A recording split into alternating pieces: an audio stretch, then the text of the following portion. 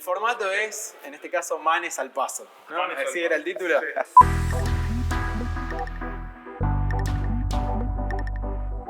sí. Bueno, Facundo Manes, definite.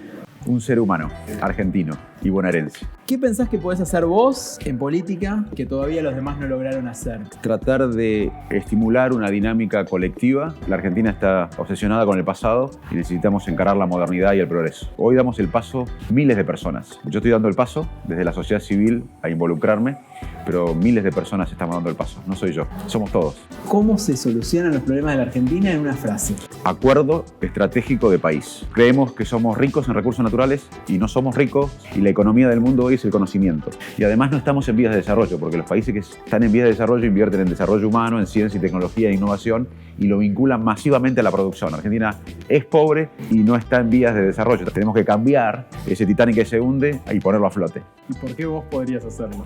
Mi historia de vida es cuesta arriba, como la de la mayoría de los argentinos. Hoy necesitamos unirnos en un propósito común.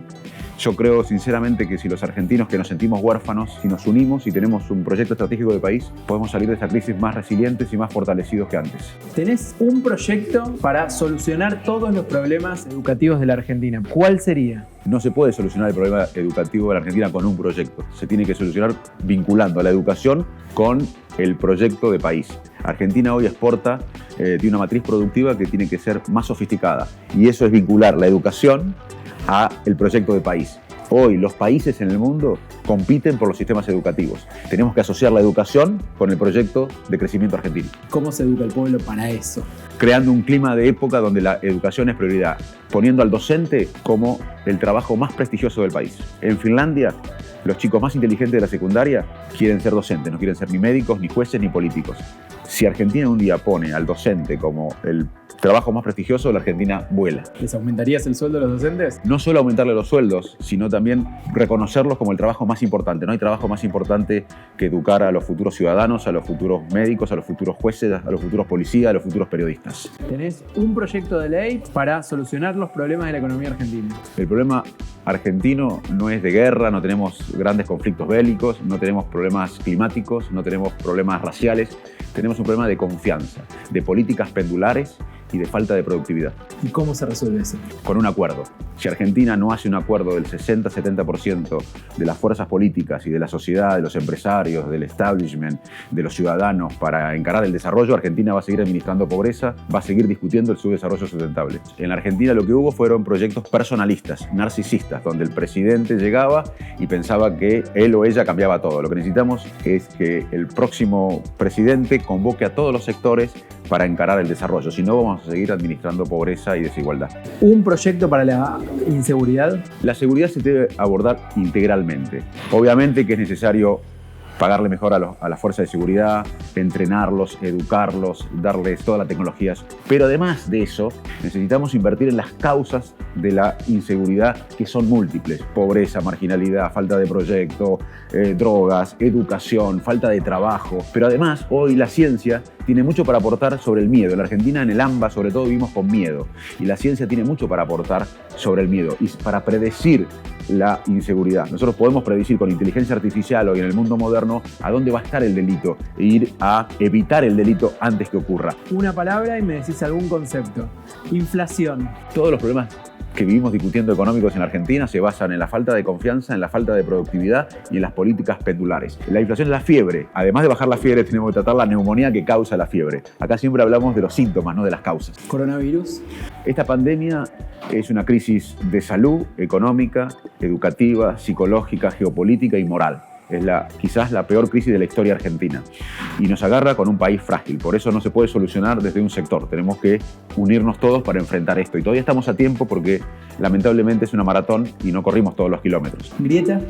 Uno de los peores problemas de Argentina es la grieta que nos embrutece y nos empobrece. Todos los países tienen grietas, pero los países que se desarrollaron, además de las grietas y las diferencias, tenían un proyecto de país, políticas de Estado. Acá, al no tener política de Estado, no tener una visión estratégica de país, la grieta nos embrutece y nos empobrece. Peronismo. Sin el peronismo no se puede, con el peronismo no alcanza. Radicalismo. El radicalismo fue clave para la reconstrucción democrática de la Argentina. Hoy tiene que ser clave para la reconstrucción de la Argentina hacia la modernidad, hasta el siglo XXI. Pro. El PRO fue y es importante como parte de una coalición con un proyecto de país que se abrió al mundo, con inversión en la calidad institucional. Es bueno que esté en una coalición donde otros sectores impulsen lo que desarrolla el país, una revolución educativa, de trabajo, científica, tecnológica, con una masiva transferencia de ese conocimiento a la producción. ¿Y eso el PRO no lo puede hacer? Nadie lo puede hacer solo acá. Acá tenemos que entender que la Argentina era un país que había que reconstruirlo mucho antes de la pandemia. Y ahora, con la pandemia, tenemos el doble de esfuerzo para reconstruirlo. Y esto se hace entre todos. ¿Qué sentiste cuando viste la foto de Olivos? Indignación. No solo que fue un delito, sino fue una falta de humanidad. Porque el presidente no cumplió con la norma del decreto que él mismo firmó, mientras en la Argentina llegábamos a 110.000 muertos, miles de trabajadores de la salud, camilleros, enfermeros, médicos dieron y dan su vida en la pandemia, comercios cerrados, gente que no pudo despedir personalmente a sus seres queridos en el funeral. Esas son las prácticas de siempre, las fórmulas de siempre que nos llevaron a esta decadencia moral y podemos castigarla en unas semanas. ¿Quién es el responsable por la deuda externa actual argentina? La Argentina viene involucionando desde hace décadas. Es uno de los pocos países en el mundo que sin guerra involuciona en términos de pobreza, 5% en el 75, casi la mitad ahora, en economía. En todas las variables Argentina involuciona. Nadie puede tirar la primera piedra.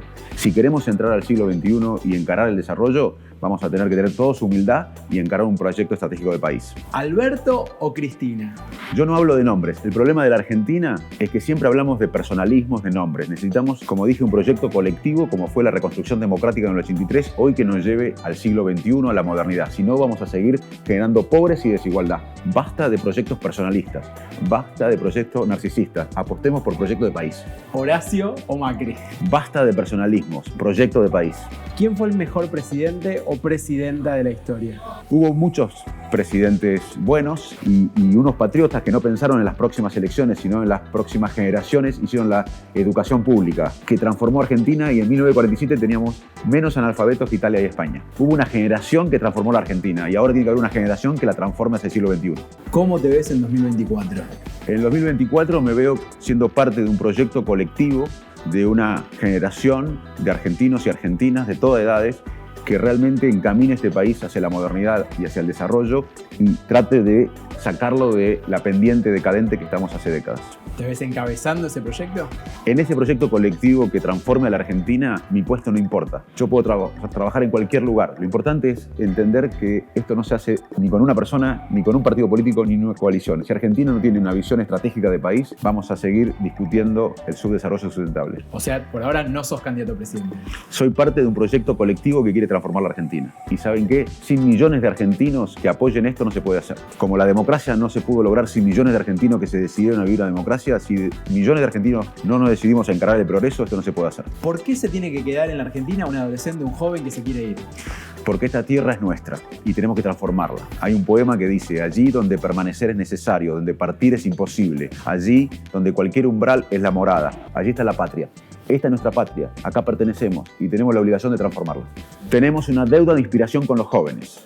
Les pido a los jóvenes que no aflojen, que luchen, que no acepten las cosas como son. Si los jóvenes luchan, en la historia suceden cosas inimaginables.